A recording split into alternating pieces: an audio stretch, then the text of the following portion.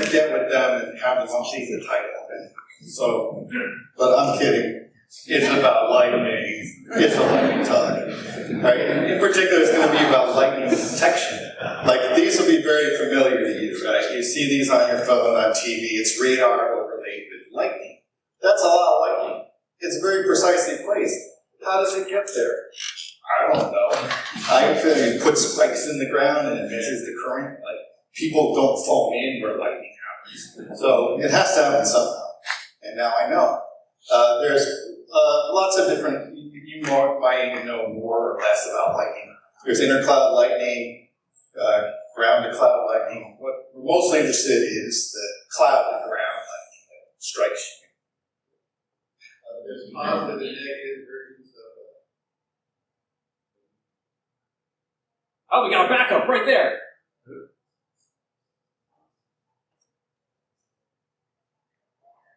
Tim, just use the handheld.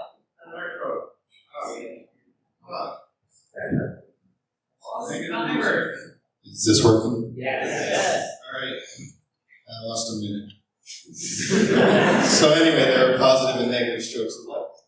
So how do you detect this? Well, there's a word, which I'm sure is a formed word, called spherics. So spherics are atmospheric radio signals. They're broadband electromagnetic impulses that are triggered when lightning discharges. They travel through the ionosphere, so they go thousands of kilometers across the planet to be detected. They're in the 3 kilohertz to tens of kilohertz range, which is low frequency for a radio, pretty high frequency if you think about what people do. What does a lightning detector look like? Well, when they first invented them in the 70s and 80s, they looked like this. The trailer has electronics in it. It has a landline that goes back to wherever. There's a flat antenna on top that measures electric fields. And then like 20 meters away, there's this stand-up loop antenna that measures magnetic fields. And this is a direction finder, so it gets the pulse coming in, and it tries to set an azimuth to where the lightning came from. In the 90s, they got revised a little, shrunk down, integrated in one unit. Now on the right here, this is what a modern lightning detector looks like. It's 100 to 350 kilohertz range, just over 7 feet tall. They can be 350 kilometers apart from each other. For reference, my house in New Holland is 350 kilometers from Hartford, Connecticut, Pittsburgh, or Richmond, Virginia. So like these things travel pretty well. So what were some of the innovations that created the lightning detection network?